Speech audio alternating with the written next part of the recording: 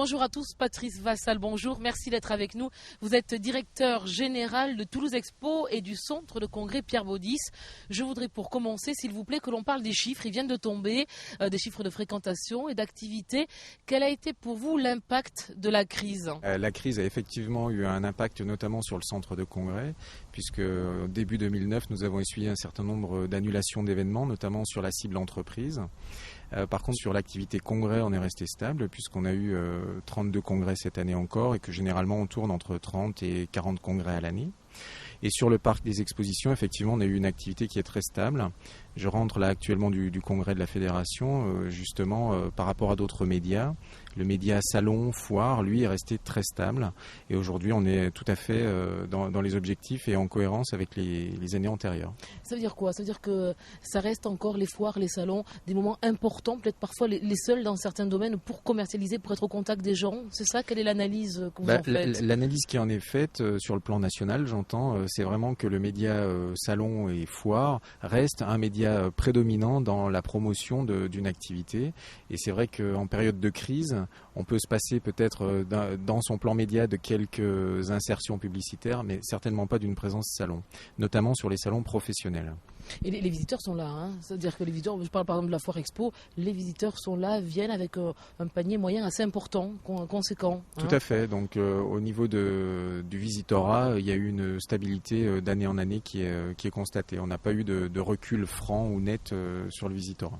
Sur le panier moyen, je disais, quel est-il ici à Toulouse ? Est-ce qu'on peut le comparer par exemple à Paris ?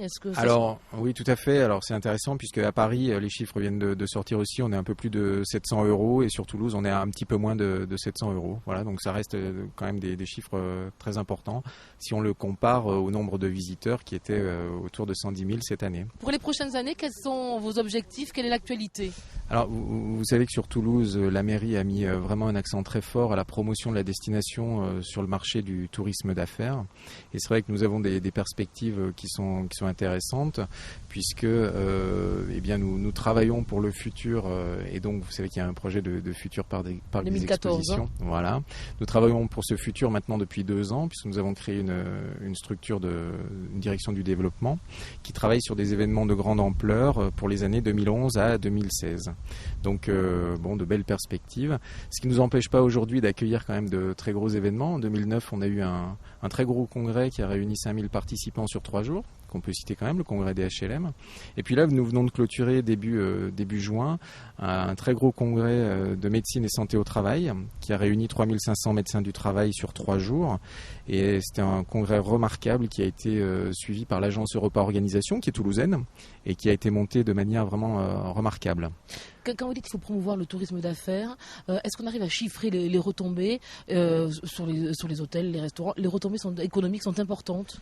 Alors l'activité congrès génère des retombées économiques très très fortes et l'activité salon, qui est un peu moins connue je dirais, surtout dans les régions, génère des retombées économiques qui sont encore plus fortes. Il y a toute une série de calculs savants qui vont vous donner des chiffres de l'ordre de 250 € par participant, par journée congressiste, à 300 voire 500 en fonction des critères que l'on prend en compte, notamment si on intègre le transport. Donc si on le compare à peu près 100 000 journées congressistes que nous avons eues en 2009 sur le centre de congrès, ben voilà, vous avez à peu près 300 fois 100 000 journées congressistes. Et il faut le promouvoir, c'est pas fait suffisamment à votre avis ? Merci de le souligner. Nous avons effectivement, ça fait 10 ans que GL Events gère le centre de congrès et le parc des expositions. Et depuis le début, en fait, nous constations à Toulouse vraiment un retard dans la promotion de la destination. On n'avait pas vraiment d'outils qui avaient les moyens de faire une promotion digne de ce nom sur le marché. Et la volonté municipale et du maire actuel a été très clairement affichée de constituer vraiment une équipe qui pourra mettre en marché la destination. Et ce ne sera que du plus, sachant que aujourd'hui les équipements dont nous disposons sont quand même limités et que ce que nous faisons, c'est préparer vraiment le futur et l'activité des futures installations. On terminera là-dessus sur le parc des expos, une 58, c'est ça, manifestation, dont 8 en nom propre. Celle qui fonctionne le mieux, c'est la Foire Expo, c'est ça. Le premier événement. Et on arrive à se renouveler tout le temps. Comment on fait pour se renouveler, les exposants, tout ce que l'on propose, comment on fait ? Alors il y a effectivement un renouvellement renouvellement. Alors il faut souligner que la foire est quand même le premier événement économique régional, sans conteste. Le renouvellement en fait vient certes peut-être par une thématique que l'on change chaque année, mais il y a une notion de répétition qui est très importante et c'est également un rendez-vous de convivialité, mais aussi un rendez-vous d'affaires qui est attendu de la part du grand public. Donc le renouvellement, je dirais, de l'offre se fait mécaniquement, mais il y a une très grande fidélité des exposants puisqu'environ 80% des exposants sont là d'une année sur l'autre depuis 30 ans. Et ça, malgré la crise, ça continue, ils ont été là. Les espaces réduits, peut-être, ils prennent moins de place, moins de stands ou pas, même pas? Eh bien, en fait, nous avons eu la chance de voir réapparaître cette année des listes d'attente avec des exposants à qui nous n'avons pas pu fournir d'espace. Mais vous parlez des salons grand public, je crois qu'il y a également les salons professionnels qui sont très porteurs de retombées économiques. Et je citerai le salon que nous avons lancé cette année, qui est le salon Smart sur les métiers de bouche, un salon professionnel avec lequel nous avons travaillé pendant 2 ans avec les filières professionnelles, qui a été un franc succès. Et vraiment, notre travail est d'identifier des projets avec les filières professionnelles. Actuellement, nous en avons 2. Et vraiment, nous sommes des techniciens catalyseurs, en quelque sorte, des filières professionnelles. Et je crois que l'animation économique d'un territoire passe vraiment par ce métier-là. D'autres comme celui-ci seront créés? Il y a des projets en ce sens? Alors, il ne m'appartient pas de faire l'annonce là tout de suite. On n'aura pas de scoop réel encore. Je vous réserve un scoop, mais pas celui-ci. Nous avons un projet pour 2012, effectivement, qui est lancé, qui est en production, qui sera annoncé à la fin de l'année, notamment par les collectivités. Le scoop? Ah oui, non, je veux le scoop, oui. Pardon.